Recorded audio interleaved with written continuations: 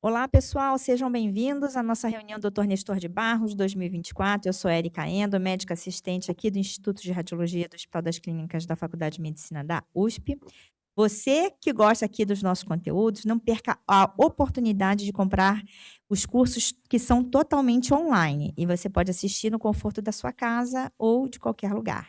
E a gente tem uma novidade, a gente vai ter um curso completo com hands-on no dia 26 de outubro. Vai ser um curso híbrido, vai ser no sábado, e você pode ter a parte teórica online associada com um hands-on que vai simular a prática diária com pacientes reais.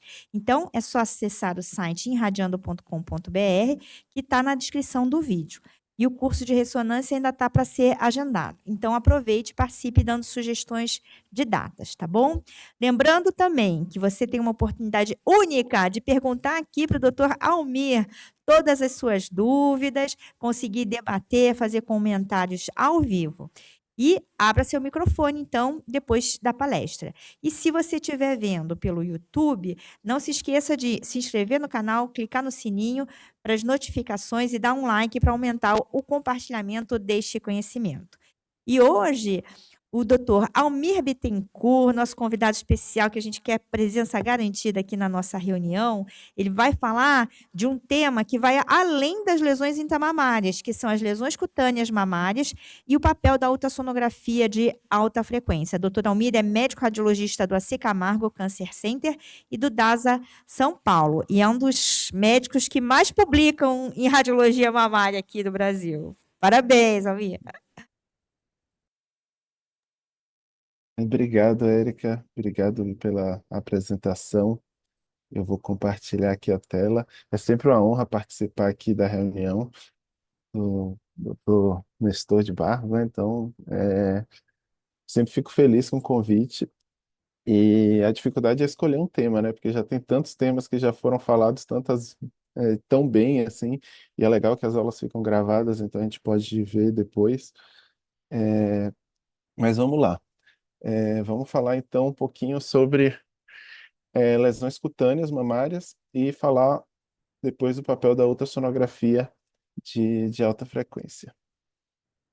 Qualquer dúvida aí, vocês podem falar aí, interromper. Eu não sei se eu consigo ver o chat, alguma coisa aqui, mas podem interromper que a gente vai comentando. Então, o roteiro dessa aula é falar rapidamente sobre as alterações cutâneas nas mamas, né? A avaliação da pele normal, lesões cutâneas benignas e malignas. E lá mais no final vamos falar do ultrassonografia de alta frequência, ou muito alta frequência, né? Que são aqueles transdutores acima de 15 MHz que são usados para ultrassom dermatológico, como que podem ajudar a gente na mama também. Então, falando de alterações cutâneas na mama, a gente sabe que tem uma quantidade muito grande de lesões cutâneas que podem se apresentar na mama, né? E podem ter um impacto para a gente na avaliação por imagem que a gente faz da mama. Então, tem desde lesões benignas e lesões malignas, algumas mais comuns, outras mais raras. Esse artigo é um artigo do Radiographic já antigo, de 2010, mas que faz um compêndio, assim, um resumo bem bom de todas as mais comuns, né? Alterações cutâneas que podem aí ter alguma apresentação na mama. Sejam lesões da mama, que vão comprometer a pele, como lesões cutâneas que vão se manifestar nos exames de imagem da mama. Tá? Bom, então, assim, o que que a gente precisa saber, né? O que que o radiologista precisa saber? O radiologista precisa reconhecer aquelas lesões cutâneas benignas na mama, né, que podem simular lesões mamárias, e a gente tem que também saber reconhecer as alterações cutâneas que podem ser um primeiro sinal de um câncer de mama, que às vezes pode ser, inclusive, um câncer localmente avançado. Então, a gente precisa identificar essas duas situações. Falando um pouquinho de anatomia, né, da parte mais básica, quando a gente está falando de pele, a gente está falando ali daquela parte bem superficial, né, que vai incluir a epiderme, a derme. A derme é onde a gente vai ter aí os folículos pilosos, glândulas sebáceas, algumas estruturas vasculares, né? Na mama, a gente tem os cavos de Kopans, que são essas invaginações da gordura subcutânea para dentro da derme, e que a gente vê isso na imagem também, vou mostrar. E a hipoderme, né, que seria o tecido adiposo subcutâneo, que é onde vai ter os vasos maiores ali e tecido adiposo. Mas o que a gente vai focar é nessa parte, né, da epiderme e da derme.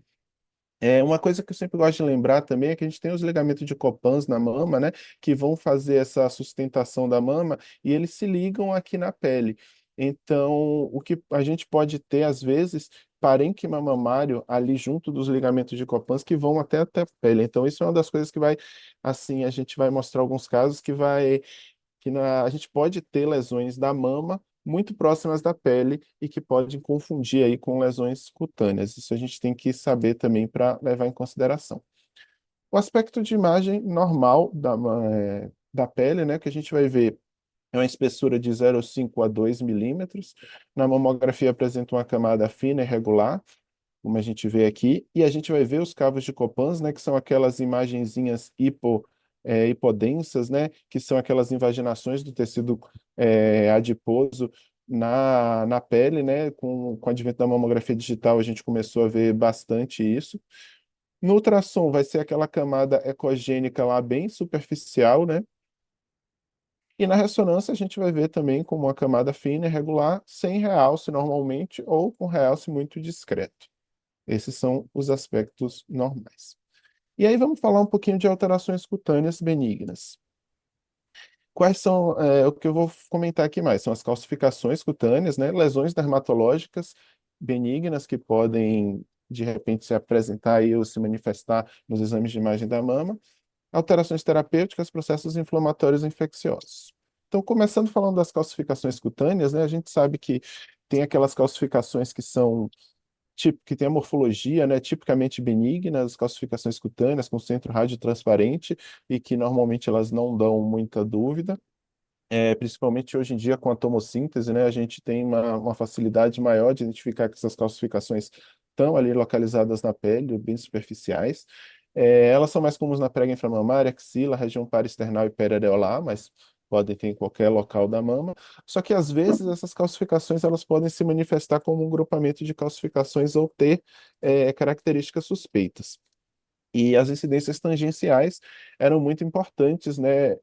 E são ainda muito importantes quando a gente fala de mamografia digital, né? De mamografia convencional. Na tomossíntese a gente acaba usando menos essas incidências, mas ainda são bastante importantes.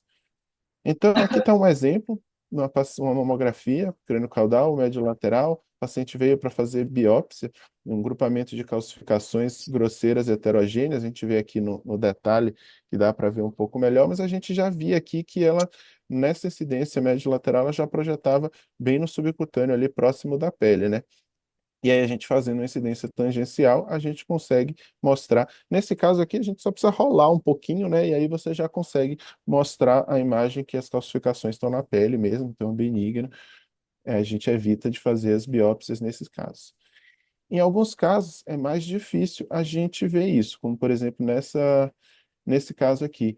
Dá para ver as calcificações aqui, é um grupinho de calcificações mais finas, né, mais amorfas, e que esse caso a gente não conseguia, assim, demonstrar com certeza que elas estavam na pele. Então a gente chegou a colocar essa paciente na mesa de biópsia e a gente viu lá onde estavam as calcificações, mas quando a gente foi fazer a estereotaxia, elas estavam muito superficiais, a gente colocou um marcador e na própria mesa a gente via que aquelas calcificações ali estavam também localizadas na pele, mas às vezes é bem difícil da gente conseguir comprovar isso. Falando de lesões cutâneas, lesões dermatológicas, né? Os principais que vão se manifestar aqui na imagem são os cistos epidérmicos, porque na verdade a maioria das lesões cutâneas a gente não vai ter nenhuma manifestação, né? Na mamografia, no ultrassom convencional. Mas os cistos epidérmicos geralmente é o que vai mais causar confusão. Também pode ter névoa, verruga, ou queratose seborreica, que algumas vezes podem aparecer, neurofibromas e outras lesões cutâneas benignas.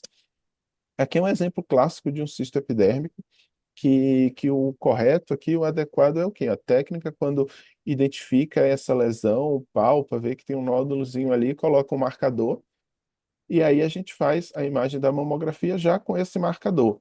E esse marcador, assim, pode ser qualquer marcador que você tiver, né? A gente tem hoje em dia marcadores específicos, você tem aquele marcador mais redondinho, eu vou mostrar que é mais para lesão cutânea, mas quando a gente não tem, a gente coloca um BB ou algum marcador mesmo para identificar e a gente saber que aquilo é uma lesão cutânea e não um nódulo na mama.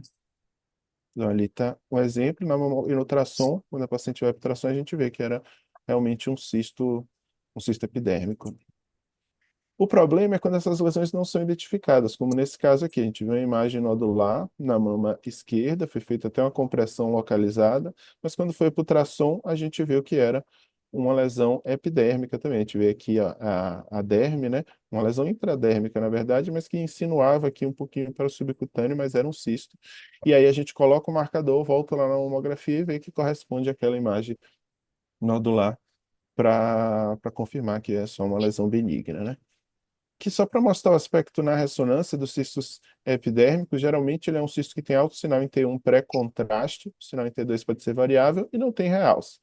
Aqui tem uma outra lesão maior, mas que a gente vê também, nesse caso, ela tem um sinal mais baixo em T1, intermediário, com alto sinal em T2, heterogêneo, né, umas áreas heterogêneas do meio, mas também sem nada de realce pós-contraste. Então, esse é o aspecto típico de um cisto epidérmico na ressonância.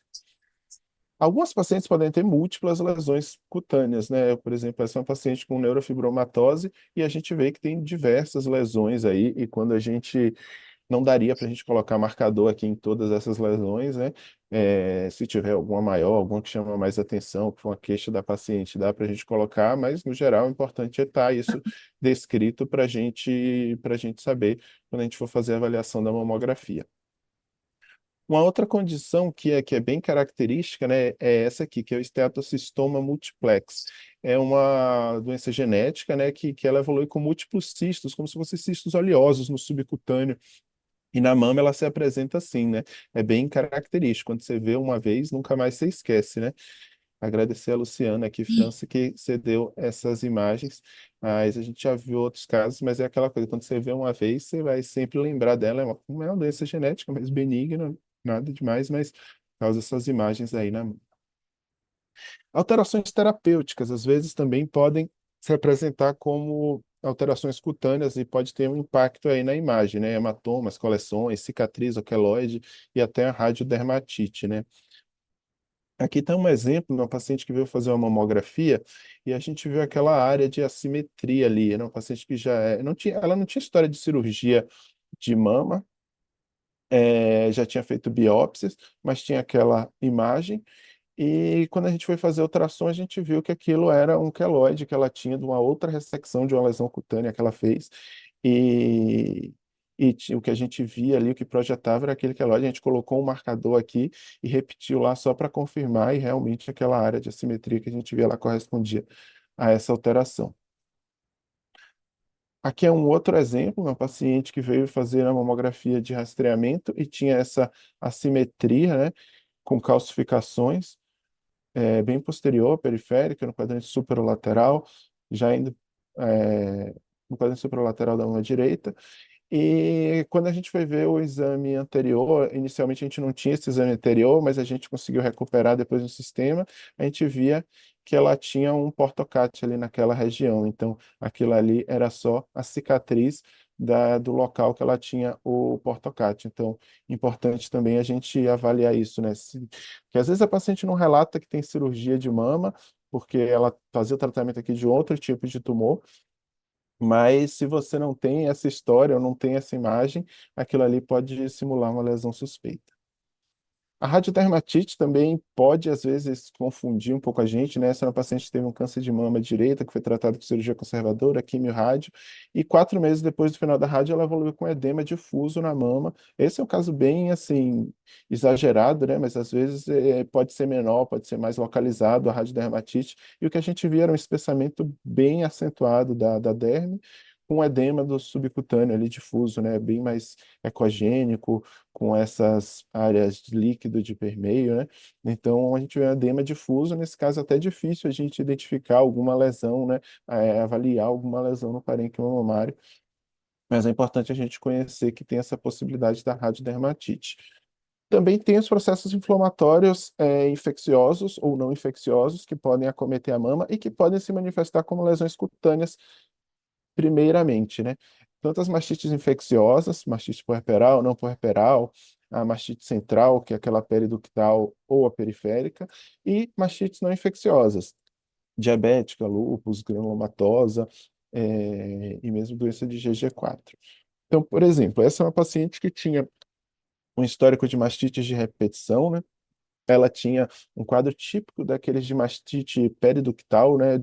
Doença de Zuska também é chamado, que evolui muito com lesões fistulosas para a pele, na região periareolar, né? Então, esse aqui está um exemplo, o ultrassom dela, a gente via essa lesão, era uma coleção, na verdade, né? Mas que tinha um trajeto fistuloso para a pele, ali na região retroareolar, que está a ressonância dessa paciente, e a gente via ali aquela coleção com parede espessada, conteúdo líquido, como drena, né? Às vezes não acumula tanto líquido e às vezes pode simular muito uma lesão suspeita, mas a história clínica aqui era bem característica. Esse aqui era um outro caso de uma paciente que tinha também uma mastite periductal recidivante, bilateral, que ia e voltava, então ela tinha lesão nas duas mamas. A gente vê do lado direito que tinha uma coleção ali, aqui a difusão, mostrando que tinha restrição no interior daquela coleção.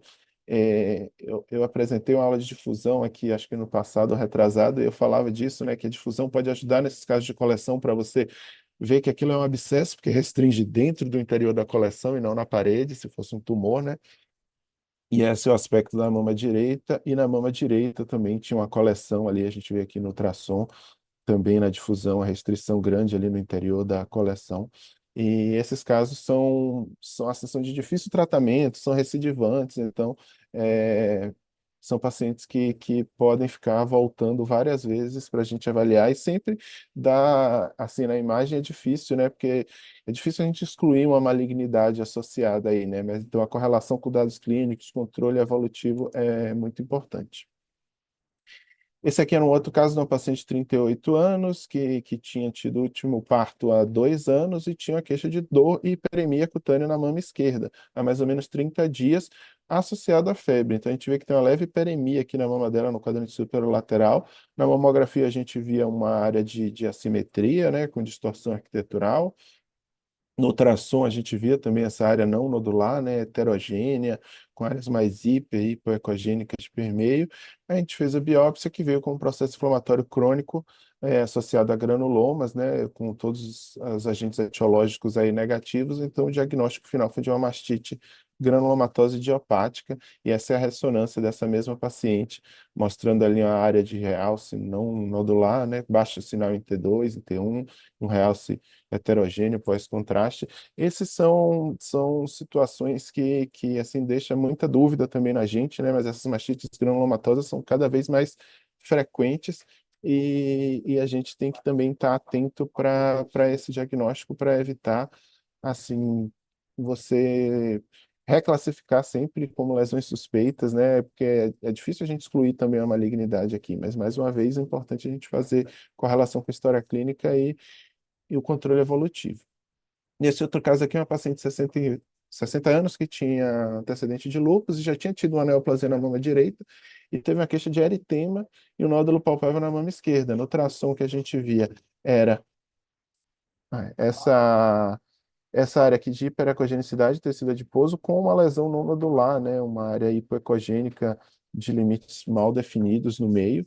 E na ressonância, a gente vê que ela tinha esse aspecto que parecia uma esteatonecrose, né? A gente via gordura no interior da lesão, mas com um realce ali não nodular, e em T2 a gente via que tinha também alto sinal em T2, e esse caso a gente acabou submetendo a biópsia e confirmou com um processo inflamatório crônico que era sugestivo de paniculite relacionada ao lúpus que essa paciente tinha. O lúpus ele faz muito isso, né? Que é uma paniculite, é uma inflamação do tecido subcutâneo, então, isso pode apresentar para a gente nos exames de imagem também.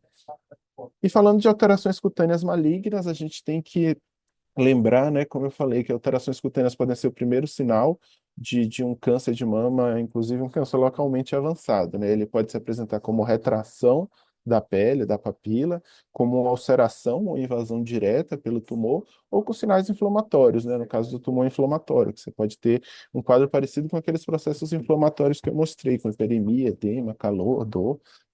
E também é importante a gente saber que a recidiva do câncer de mama pode se apresentar também só como lesões cutâneas. Então, aqui está um exemplo de uma paciente que tinha uma queixa de retração na pele com um nódulo associado na mama direita. Então, aqui na mamografia, com o marcador na topografia da queixa clínica, a gente já vê que tem um nódulo aqui subcutâneo, né, bem associado ali à pele, né? E na ressonância a gente confirma aquele nódulo e a gente vê que ele está bem realmente já com íntimo contato, dá para ver até que a retraçãozinha, né? A mama está pendente, a gente consegue ver que tem uma curvatura na pele da mama e o nódulo era suspeito, esse era um carcinoma invasivo mesmo, com a localização bem superficial e por isso já estava ali com sinais de comprometimento da pele. Esse aqui é um outro caso de uma paciente que veio fazer o exame para avaliar um nódulo na mama direita, que tinha sido evidenciado no ultrassom, mas que na ressonância não apresentou nada significativo, mas na mama esquerda ela tinha essa lesãozinha aqui, ó, parece um realce meio anelar no MIP, e a gente vê aqui no pós-contraste, na subtração. Aqui no sagital tardio a gente vê que era uma lesão bem superficial, bem junto da pele. A gente até pensou que poderia ser um cisto, mas não tinha alto sinal em T2, ao contrário, tinha um baixo sinal em T2. A gente acabou chamando ela para fazer um ultrassom, e no ultrassom a gente via essa lesão, que era uma lesão hipocogênica, com contornos um pouco irregulares, né, e que comprometia aqui, estava bem na transição, né, entre a derme e o subcutâneo. E depois da biópsia confirmou que era um carcinoma lobular invasivo. Tem alguns autores que falam que a gente pode usar o ultrassom para diferenciar a localização dessas lesões, né? Se ela é intradérmica, né? Se ela vai estar ali entre a epiderme e a transição ali para o subcutâneo, subdérmica, ou se pode ser uma lesão mamária que esteja invadindo a pele. E o critério que eles falam para a gente usar é esse ângulo, né? Quando você tem uma lesão que origina na derme, e ela vai infiltrando para baixo, ela vai fazer esse ângulo mais agudo ali, é um ângulo menor, né, entre a derme e a lesão. Já se for uma lesão que começou na mama ou no subcutâneo e que infiltrou a derme, esse ângulo ele vai ser um pouco mais aberto ali, né, um ângulo maior, quando a gente compara com esse outro. E se a gente faz nesse nosso caso, a gente vê aquela lesão ali, que é uma lesão bem superficial, mas a gente vê que ele está em íntimo contato com a derme. Se a gente traça aquelas linhas, a gente vê que é um ângulo mais aberto, sugerindo mesmo que é uma lesão ali da mama, ou do subcutâneo, né, que está infiltrando a derme. E é nesse caso do carcinoma lobular invasivo. Essa outra paciente, ela tinha uma queixa de uma lesão ulcerada no suco inframamário, e veio para avaliação, né? Foi feita a mamografia, a gente até colocou um marcador, mas a gente não conseguia ver, talvez uma assimetria ali bem discreta, que está o marcador, né? Mas não conseguiu pegar bem. Mas quando a gente fez o ultrassom, olha o tamanho da lesão que essa paciente já tinha, né? Era uma mama grande, bem volumosa, então ela não palpava isso, ela só queixava dessa alteração cutânea e a gente via que era um tumor grande, já com sinais de infiltração. Aqui a gente já classifica como um T4, né? No estadiamento, um T4B tem invasão da pele. Se tiver invasão da parede torácica também, já entra como um T4C. E a gente pode ter também o tumor inflamatório, né? Essa paciente que tinha queixa de edema e hiperemia difusa na mama, a gente vê que a mama está bem edemaciada, especialmente cutâneo difuso, muito diferente da mama contralateral, e tinha essa lesão aí no quadrante superolateral, uma lesão bem grande, que a gente vê no ultrassom, era até difícil delimitar essa lesão, muito edema, muito espessamento cutâneo.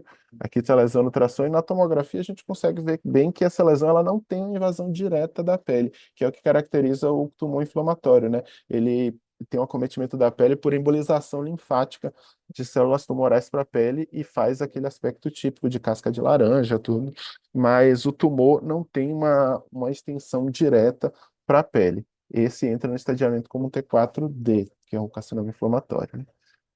E lembrando aquela questão que a gente pode ter recidiva cutânea, né? Então, essa é uma paciente que tinha operado já a mama e a axila e evoluiu com esse nódulozinho. Ela que sentiu esse nódulo na axila, perto da cicatriz ali do sentinela que ela tinha feito. E quando a gente fez a mamografia, a gente viu que tinha uma lesão ali, é, uma retração da pele, né, no local do marcador, e mas tinha uma lesão ali associada. E no ultrassom a gente consegue ver bem aquela lesão que invade a derme e outros nódulos ainda no subcutâneo adjacente. E na ressonância a gente vê também aquela lesão com realce confirmada como uma recidiva do carcinoma mamário invasivo que ela tinha. Outras neoplasias, que não carcinoma mamário, também podem comprometer a mama, na pele e no subcutâneo, e podem também, às vezes, dar dúvida, né? Então, essa paciente era uma paciente de 65 anos, que ela realizava acompanhamento de longa data já por conta de um linfoma cutâneo de zona marginal que ela tinha, que era no dorso, e ela apresentou queixas de alterações palpáveis na mama direita. Esse linfoma é um linfoma indolente, né? Os linfomas cutâneos geralmente são indolentes. Tem a micose fungoide, que é de células T, e o de zona marginal, que é de células B, mas eles têm geralmente uma evolução muito lenta. E aí, nesse caso, a gente via que já na mamografia, que a paciente tinha, o local que ela palpava mais era no quadrante inferomedial, então a gente vê que tem um espessamento cutâneo ali naquela região e umas densidades ali no subcutâneo, né, que chamam um pouco mais de atenção, e nos quadrantes superiores isso, e laterais também. Então, quando a gente, no ultrassom, ela tinha essas áreas hipoecogênicas mal definidas no subcutâneo, né? Tanto na região periareolar, a gente vê aqui junção dos quadrantes superiores, mas basicamente, principalmente na região que ela palpava, que era nos quadrantes inferiores. E na ressonância, o que que a gente via, né? Que tinha toda essa área de realce, mas que estava mais localizada no tecido subcutâneo, aqui já indo para a gordura retromamária, baixo sinal em T2, descendo aqui, né, na mama. A gente vê mais superiormente no quadrante superolateral, depois a gente vê aqui junção de superiores, tem no superomedial também, e a principal área que ela palpava era aquela no quadrante inferomedial, que estendia aqui para a região da gordura retromamária. E isso tudo foi confirmado como relacionado ao linfoma marginal que ela tinha. Ela fez um PET também para estadiamento e todas aquelas lesões você vê que captava no PET e foi confirmado o diagnóstico. Uma outra situação que pode acontecer, né, é um paciente que teve câncer de mama em 97, esse caso já é um caso antigo, mas assim, tinha pelo menos 20 anos antes, ela tinha tido um câncer de mama tratado com químio, radioterapia, esvaziamento axilar, e evoluiu com essa hiperemia na mama difusa. Isso apareceu de uma hora para outra, né? Nos exames de imagem que a gente via só um espessamento cutâneo difuso na mamografia, não tinha nem muito edema, né, na mama. Na ultrassom era a mesma coisa, olha aqui a derme dela, né, da mama esquerda, na mama direita, espessado. E na ressonância também a gente via um realce difuso, um espessamento realce difuso da pele, e foi confirmado depois com a biópsia na pele como um angiosarcoma, provavelmente um angiosarcoma radioinduzido aí pela radioterapia que ela fez no tratamento do câncer anterior. Uma outra situação, falando de um tumor aqui, no caso um tumor cutâneo, né?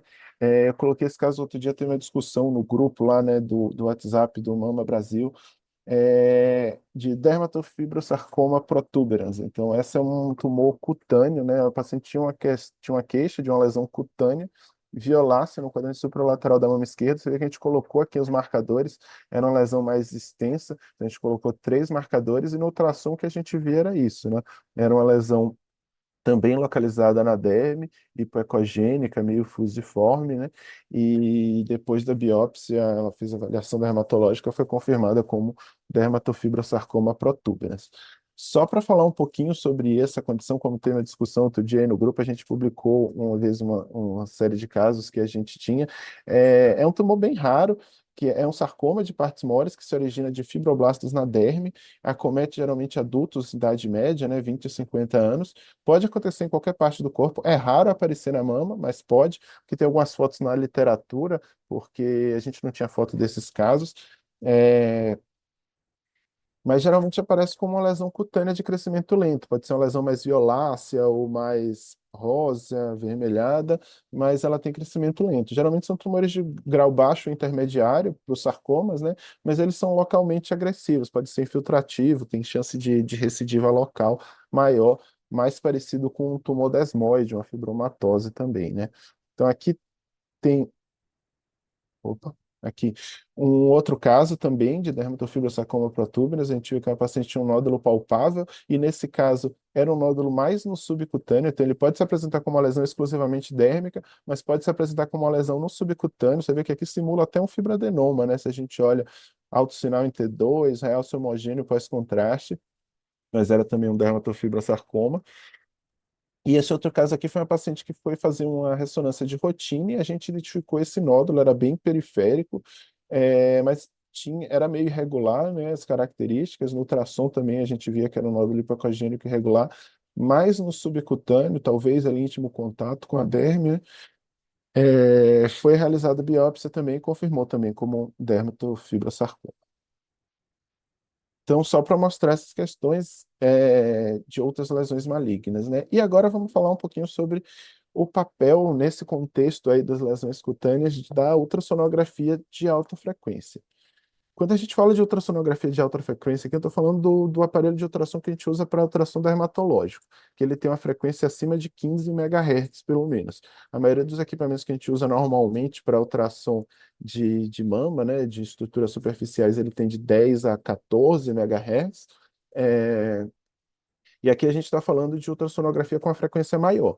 Então, o termo ainda não está muito bem definido. Em inglês, é Ultra High Frequency. Então, UHF seria um ultra alta frequência, mas esse termo em português ainda não é muito utilizado. Tem gente que fala de ultrassom com muito alta frequência ou ultra alta frequência, mas enfim, a gente está falando desses aparelhos de ultrassom que têm uma frequência maior e vai permitir a gente fazer uma avaliação melhor de estrutura superficial. Ele tem uma pouca profundidade, mas ele tem uma excelente resolução para a estrutura superficial. Tem aparelhos que têm de 18, tem 22, 24, 33. Existem até uns aparelhos bem acima, assim, com 70 MHz, mas são aparelhos dedicados que a gente não tem assim disponível comercialmente. Em geral, o que a gente vai ter aí no mercado são de 18 a 33 MHz. E quais são as indicações na mama, né? Esses aparelhos são utilizados basicamente para ultrassonografia dermatológica, principalmente a parte estética, né? É, eu não faço a parte estética, eu faço a parte oncológica mais, aqui na Secamargo, junto com uma dermatologista. Então, para que a gente pode usar isso para mama, né? Para mama pode ser útil para avaliação de lesões mamárias superficiais ou dessas lesões na pele, no subcutâneo, quando a gente está em dúvida, né? Até para avaliar calcificações localizadas na pele, a gente tem uma resolução tão boa que algumas vezes a gente consegue identificar isso. E a avaliação de lesões pequenas ou superficiais localizadas na região do complexo areopapilar também pode ser útil. E também para guiar biópsias de lesões muito superficiais, facilita bastante. Só para vocês terem um exemplo, isso aqui é uma mama normal, né, num transdutor normal, e isso aqui a gente vê no transdutor de muito alta frequência, aqui no caso 24 MHz, então a gente vê que aquela linhazinha ali superficial, que é a derme, a gente consegue caracterizar aqui muito melhor, e aqui ainda está com pouca profundidade, ou com mais profundidade, né? A gente pode dar um zoom maior e ter uma resolução bem melhor. Então, aqui está um exemplo de uma paciente que tinha um nódulo, né, um nódulozinho com hiperemia inflamado na mama, que era um cisto epidérmico. A gente via aqui na ultrassonografia normal, né, que a gente vê aqui ó, de 14 MHz. Mas quando a gente vê isso no ultrassom de muito alta frequência, esse aqui era de 24 MHz, a gente vê que a gente consegue caracterizar muito melhor essa lesão, inclusive ver o puncto, que é esse trajetinho aqui fistuloso que vai para a pele também, que é bem característico do cisto epidérmico, né? Porque ele é um ductozinho que obstrui, e aí você acumula ali e faz uma inflamação. é, do conteúdo. Aqui é um outro caso parecido também, a paciente tinha um queixo, essa não tinha muito hiperemia, mas tinha um nódulozinho palpável. Aqui no ultrassom convencional a gente já achava que era, já dava para ver que era uma lesão dérmica, parecia um cisto também, mas aqui no ultrassom de alta frequência a gente conseguia caracterizar melhor. Quando ele está inflamado, ele pode ter essa hiperecogenicidade do tecido adjacente, até o tecido adiposo adjacente, e contornos irregulares, e a gente vê aqui também a comunicaçãozinha, um puncto aqui. É a mesma lesão, tá? Feita no mesmo dia esse exame. Então a gente vê que a gente consegue caracterizar bem melhor. Exemplo de calcificações, né? Que aqueles casos que vêm às vezes para grupamento de calcificações, mas você não tem certeza se ela está localizada na pele. Nesse caso, a gente fez no ultrassom de alta frequência, a gente conseguia ver claramente que essas calcificações estavam na pele. Coloca um marcadorzinho e você pode confirmar isso, se quiser, na mamografia, né? Para deixar bem documentado. Essa é uma outra paciente que veio para fazer biópsia de calcificações também, mas era uma senhora, ela tinha dificuldade assim, de ficar no posicionamento, a espessura também era muito pequena, a gente foi avaliar com ultrassom. No ultrassom convencional, o que a gente via era isso, né? Parecia que tinha um ducto ali com conteúdo mais espesso, e aí a gente usando o ultrassom de muito alta frequência, a diferença da resolução, né? A gente consegue ver o ducto com o conteúdo, inclusive as calcificações ali no meio daquela lesão, o fluxo ali no interior era um papiloma, a gente fez a biópsia guiado com esse ultrassom de alta frequência, então facilita bastante nesses casos de lesões muito superficiais. Mas por curiosidade, a gente começou a pegar aqueles realces cutâneos que aparecem na ressonância para avaliar contração dermatológico, né? Então, por exemplo, essa paciente veio fazer estadiamento na mama esquerda, tinha um tumor na mama esquerda, na mama direita tinha um realcezinho cutâneo aqui bem discreto. Isso é muito comum da gente ver na ressonância. Em geral, a gente ignora isso, né? Mas a gente começou a ver para ver o que significava aquilo, né? Esse caso no ultrassom dermatológico, o que a gente via era uma lesão subepidérmica, né? Uma lesão epidérmica, assim, a gente vê que a derme está aqui empurrada um pouquinho para baixo, era uma lesão bem superficial, hipoecogênica, bem, contornos bem regulares, bem definidos, sem fluxo ao Doppler, e na avaliação dermatológica, aqui a dermatoscopia, como eu falei, tem uma dermatologista, a doutora Ivana, que faz esses exames comigo, então não sou eu que faço dermatoscopia, mas era uma queratose seborreica, bem característica, mas a gente vê que ela realça bem na ressonância.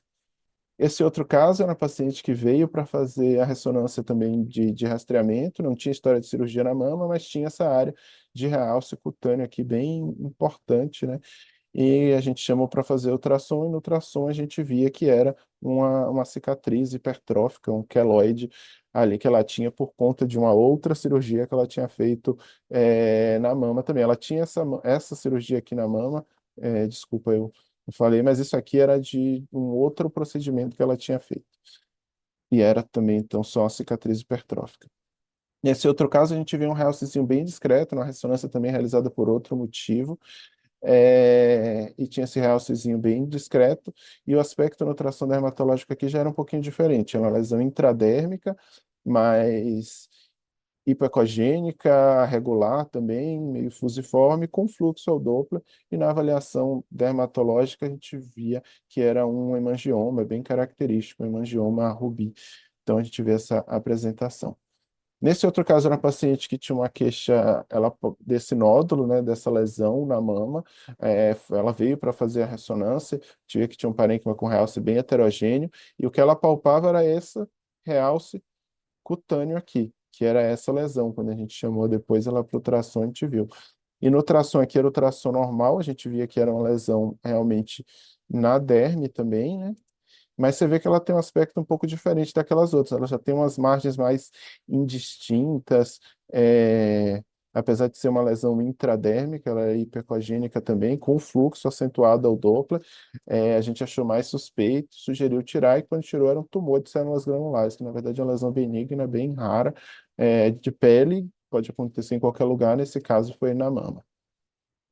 Esse outro caso é uma paciente que já tinha operado de câncer de mama também, e aí veio fazer exame e a gente via na ressonância esses realces cutâneos, áreas de espessamento e realce cutâneo bem acentuado também. E aí ela veio para o ultrassom dermatológico. E o que é que a gente via, né? Essas lesões dérmicas também, né? Hipoecogênicas e com esses limites mal definidos.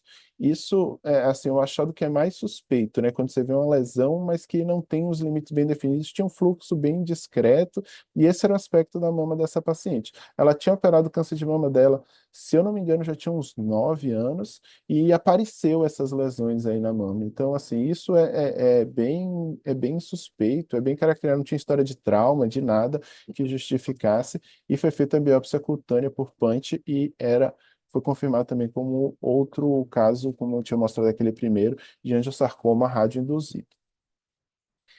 Essa paciente aqui já tinha tido também um câncer de mama prévio e ela, no PET-CT, identificou uma área de captação na pele ali da mama, que ela já tinha, que dá para ver o pontinho da prótese, ela tinha feito a mastectomia, tinha aquela captação focal ali no cutâneo, e ela foi enviada para o ultrassom dermatológico por conta disso. E mais uma vez o que a gente vê, espessamento da derme, hipoecogênico, limites mal definidos, aqui tinha até sombra, então a gente tinha dificuldade de avaliar os limites dessa lesão, e isso foi confirmado com a recidiva cutânea de um carcinoma mamário invasivo.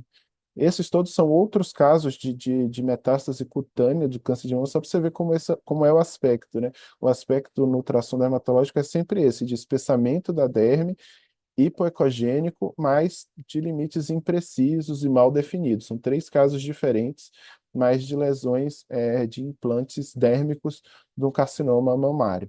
Às vezes é mais exuberante, às vezes é bem discreto, né? Mas geralmente a paciente tem a queixa ali, a gente, quando avalia com esses trações de alta frequência, a gente consegue delimitar. Então, todos eram metástases cutâneas de carcinoma mamário. E para finalizar, esse é um caso que eu achei muito interessante, eu nem sabia que existia essa possibilidade, mas eu gosto de mostrar também. Uma paciente de 68 anos, tinha um segmento oncológico de neoplasia mamária esquerda há 19 anos, quando foi submetida a mastectomia, radioterapia, reconstrução com retalho miocutâneo e uma prótese.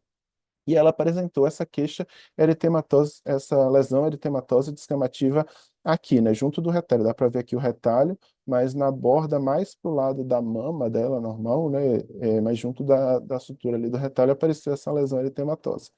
Pediram a ressonância, que na ressonância o que a gente via era só o realce cutâneo, então espessamento e realce cutâneo ali naquela topografia. E aí a gente levou para o ultrassom dermatológico. O que a gente viu também? Parecida com aquela queratose seborreica que a gente viu, né? Era uma lesão subepidérmica, lá bem superficial. Opa, hipoecogênica, contornos até bem definidos, tinha vascularização, diferente da queratose seborreica, que normalmente não tem. Eu botei a tomografia aqui só para ver que ela tinha essas calcificações na cicatriz entre o retalho e a pele da mama, e dava para ver essa calcificação aqui. Então, só para ver essa localização, que era bem o local que tinha aquele realce na ressonância e que batia ali, era bem junto da cicatriz entre o retalho, e a mama. Então foi feita a dermatoscopia que tinha essas características. A gente até suspeitou, eu lembro de um tumor de pele, um carcinoma basocelular, por exemplo, porque pelas características era mais suspeito. Mas foi feita uma biópsia incisional, um punch, né, e depois confirmado com biópsia cirúrgica, que era uma recidiva de carcinoma mamário apresentando-se como doença de Paget. Aqui está a lâmina dessa paciente, então tem as células típicas aí da doença de Paget com a coloração da imunistoquímica. E a doença de Paget, só para lembrar, né, ele é um grupo de adenocarcinomas que se originam na mama ou anexos cutâneos envolvendo a epiderme, né? O mais comum a gente vê na papila, né? E ele vai ser caracterizado na biópsia como células de adenocarcinoma intraepiteliais, que são essas células de Paget na epiderme. É uma manifestação muito incomum de neoplasia de mama, mas geralmente vai se apresentar como aquela lesão eritematosa descamativa úlcera na papila, que pode ter extensão para a areola, pode ter dor, prurido, faz um diagnóstico diferencial aí com outras dermatoses, né, inflamatórias, e uma grande, 88% dos pacientes pode ter carcinoma ductal in situ ou carcinoma mamário invasivo no parênquima mamário. Tem várias teorias aí da etiologia da doença de Paget, mas o interessante é que existem raros relatos na literatura de doença de Paget na mama fora do complexo areopapilar, inclusive como recorrência de carcinomas mamários em sítio de biópsia prévia ou em cicatriz de mastectomia prévia. Então, normalmente, na papila, o que se vê é isso, né? As células de Paget na epiderme da papila, e isso pode estar associado a carcinoma no parênquima mamário. Na ressonância, muitas vezes o que a gente vê é só um realce cutâneo na região do complexo areopapilar. E esse aqui é um caso da literatura de uma doença de Paget fora do complexo areopapilar na cicatriz de uma biópsia prévia. Ela tinha tratado um câncer na cicatriz da biópsia, foi um aumento progressivo de uma lesão ali eritematosa que também foi confirmada como doença de Paget. Então, para de mensagem final, né, lembrar, como eu falei no começo, que o radiologista ele deve reconhecer a apresentação das lesões cutâneas mais comuns, bem como reconhecer aquelas alterações cutâneas que podem sugerir malignidade. E o exame dermatológico, né, o ultrassom de alta frequência, de muito alta frequência, ultra alta frequência, como preferirem chamar, pode ajudar na avaliação sempre que houver dúvida ou quando houver suspeita de malignidade. E era isso. Obrigado. Estou à disposição aí para dúvidas, perguntas e sugestões. Obrigada, Almir, pela apresentação brilhante. Você fez um resumo muito bacana das lesões cutâneas, né, no contexto da mama. A gente aprendeu bastante aqui. E obrigada também por ter disponibilizado seu tempo para vir aqui, né? É, alguém tem alguma pergunta? Agora é o momento de vocês abrirem os microfones, se quiserem levantar a mão para fazer as perguntas para o Almir aproveitar essa oportunidade. Alguém tem? Não sei se eu vou saber responder, mas pode perguntar. Não, ó, minha pergunta é simples. Quando é que você, assim, lesão cutânea aqui no HC em geral, a gente faz punch, né? Eu queria saber quando que você indica para fazer uma biópsia com dermatologista, assim, não sei, tirar um fuso, ou você faz o punch mesmo? Vocês fazem o punch? Como é que é? Na verdade, aqui quem faz o punch é o pessoal da oncologia cutânea, da dermato. Então, a gente encaminha para eles fazerem. A gente mesmo não faz, porque pela rotina aqui. Mas esses casos de lesão cutânea, a gente sempre prefere encaminhar para fazer, né?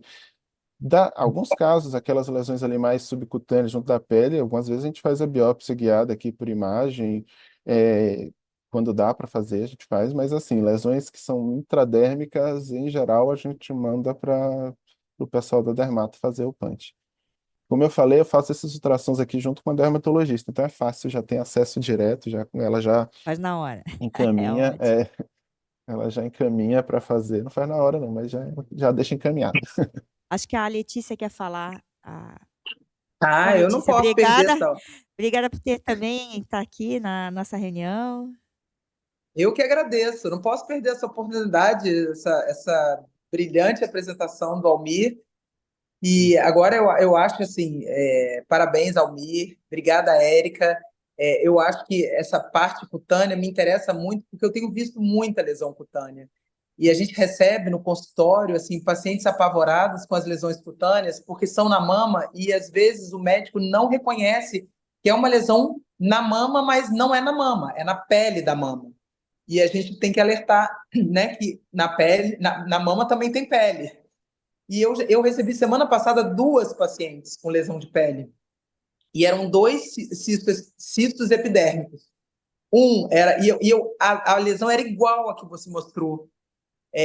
Só que você mostrou a lesão igual à minha, porque eu tenho o transtorno de 15. Eu não tenho nem de 18, nem de 22. Eu tenho de 15.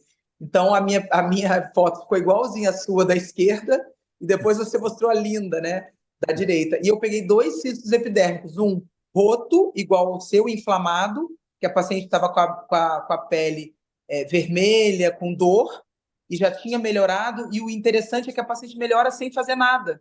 Isso. Então, não precisa antibiótico, não precisa passar nada, e é só esperar uma semana. Se ela não espera, ela vem apavorada e melhora sozinho. E é interessante a gente ver essa aula, e você tinha que dar essa aula em todas as sessões, né, de todos os locais, Fica porque muita gente. gravado. Então, tem que todo mundo assistir. Por quê? Porque para a gente saber reconhecer. Porque eu já sei, mas tem muita gente que não sabe. E aí você saber reconhecer o cisto roto, inflamado, como esse que você mostrou.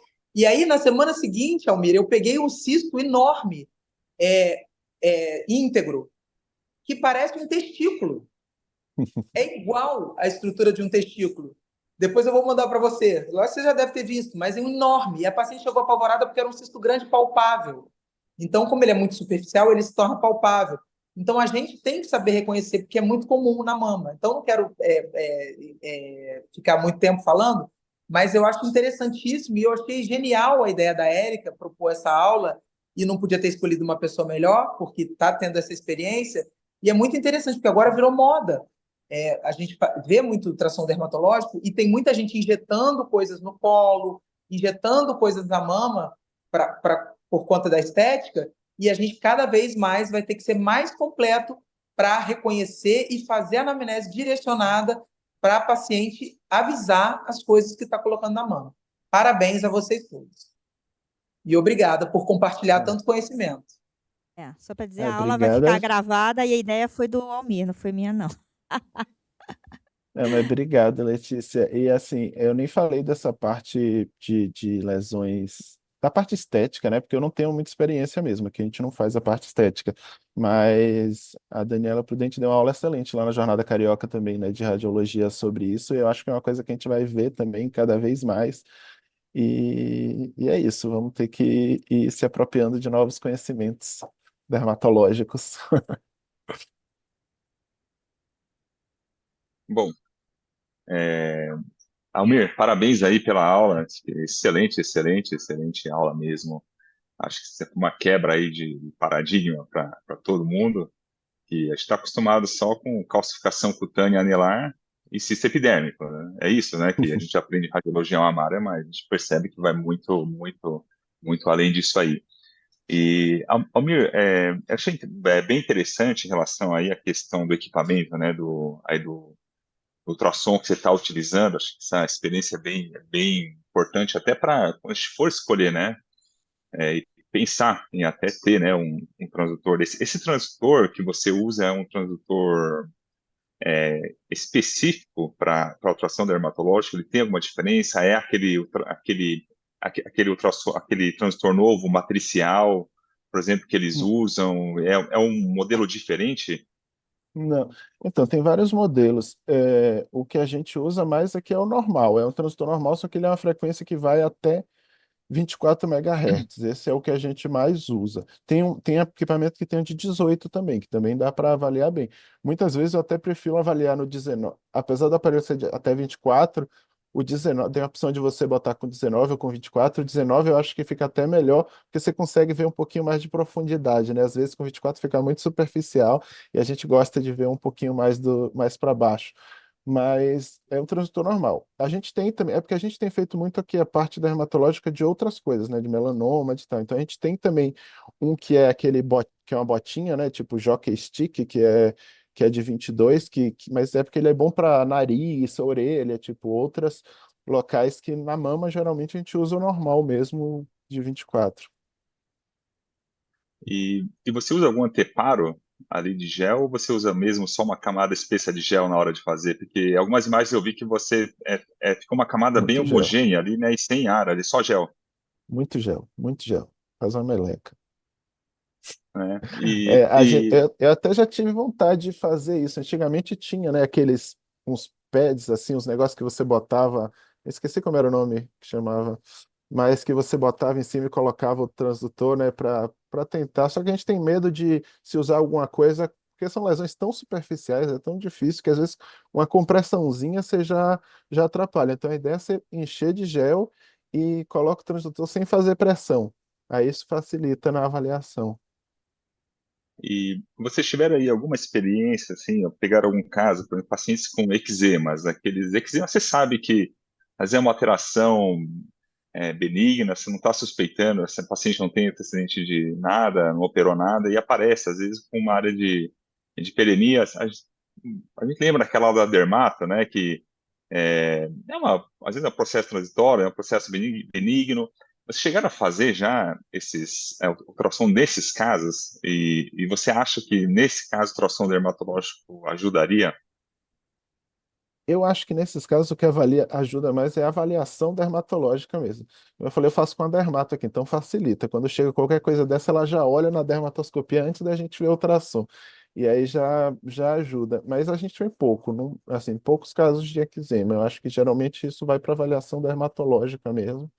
Porque no ultrassom, assim, nesses casos é muito importante você fazer a avaliação dermatológica bem feita, porque o aspecto das imagens no ultrassom, você vê que algumas vezes é parecido, então é difícil você fechar um diagnóstico só com ultrassom. Tem que ser ultrassom com avaliação dermatológica, sabe? Essas lesões muito superficiais, né? Então, é assim, a gente fez poucos, mas o que eu lembro é que geralmente na avaliação do dermatologista que definia. Certo. Eu acho que tem que lembrar que também, depois de 5 anos que a paciente faz radioterapia, Se você tiver uma inflamação da mama, né, a gente tem que olhar com cautela, pode ser uma mastite, realmente usar antibiótico e depois, se não melhorar, tem que biopsiar mesmo, porque não é comum, né, esse tipo de espessamento da pele. Acho que a Maria Helena quer comentar, né, Maria Helena? Queria falar uma coisa rapidinho, que está acabando, né? Mas parabéns, né, Almir? Bom dia a todos. A gente chamava aquele anteparo, né, que o Shimizu comentou, de standoff, né? Ou alguns aqui em português chamava de espuma ecogênica. E é super bom. E esse transdutor que você falou da botinha é excelente também, só colocando bastante gel, como você falou, para ver, às vezes, nódulo dentro da papila mamária. Ele é Sim. super, assim, é muito, você vê com uma facilidade incrível, que até você vê nódulos de 2 milímetros, então não só na pele, como dentro da papila. O problema é você ter esse transdutor, né?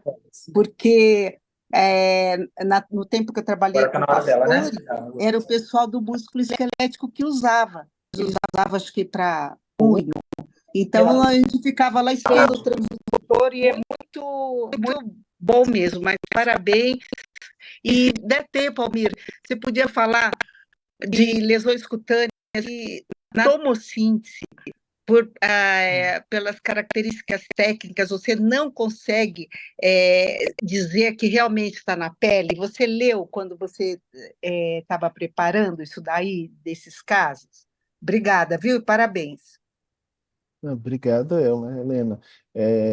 Eu tentei procurar essas espuminhas aí para comprar quando a gente começou a fazer aqui, mas não achei mais. Não achei. Se alguém souber até algum fornecedor aí, a gente pode testar. E achei uma boa ideia também de testar o de 22 para lesão de papila, a botinha, né? Também nunca testei. A gente tem um problema aqui logístico que ele fica em andares diferentes do andar que a gente faz a biópsia. Mas a próxima vez que tiver uma biópsia de alguma lesão na papila, vou ver se a gente consegue trazer para para ver como é que fica.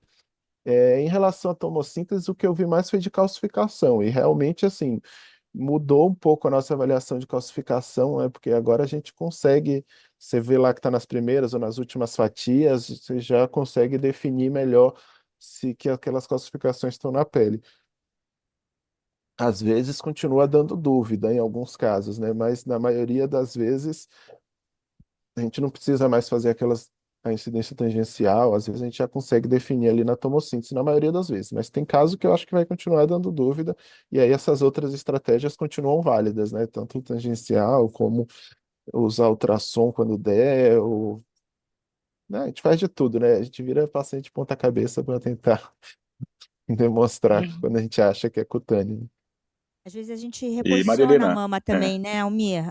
Às vezes, muitas vezes fica na dúvida por causa do posicionamento inadequado, né? Quando você vê que o mamilo não está perfilado, tudo, eles falam que isso pode ser um pitfall da tomossíntese. E lembrar que até 1,5 é da pele, né?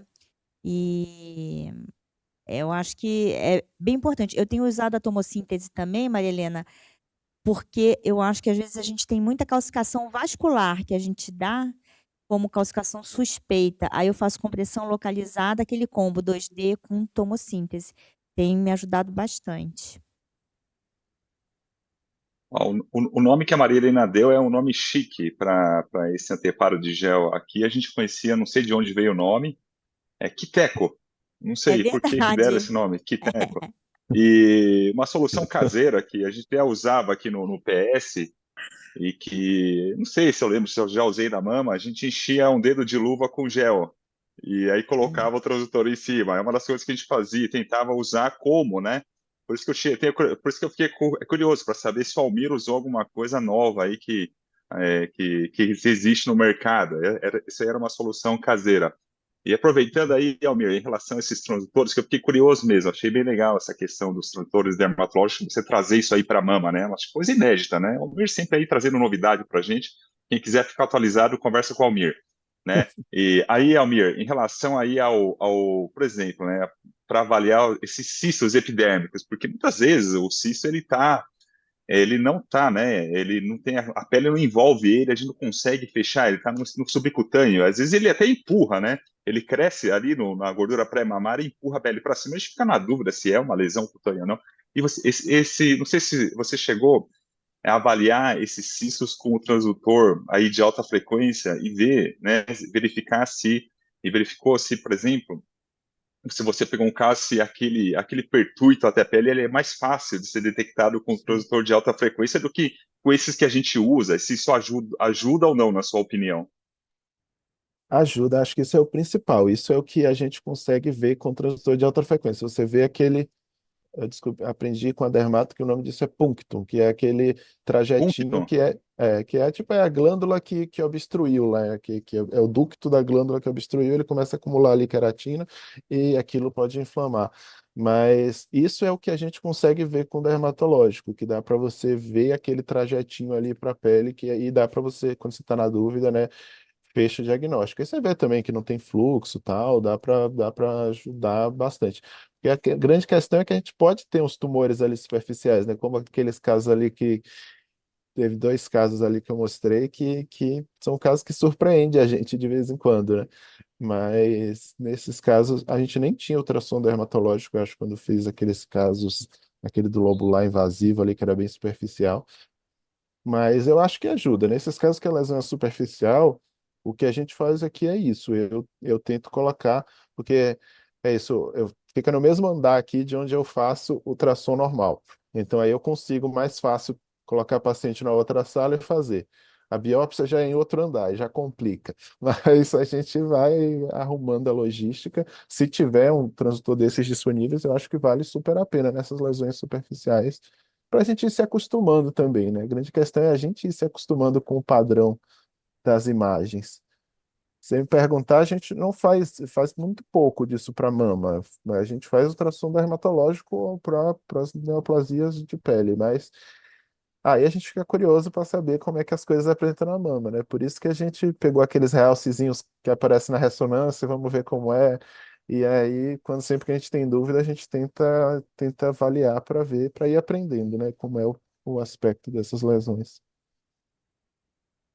Alguém tem mais alguma pergunta? É.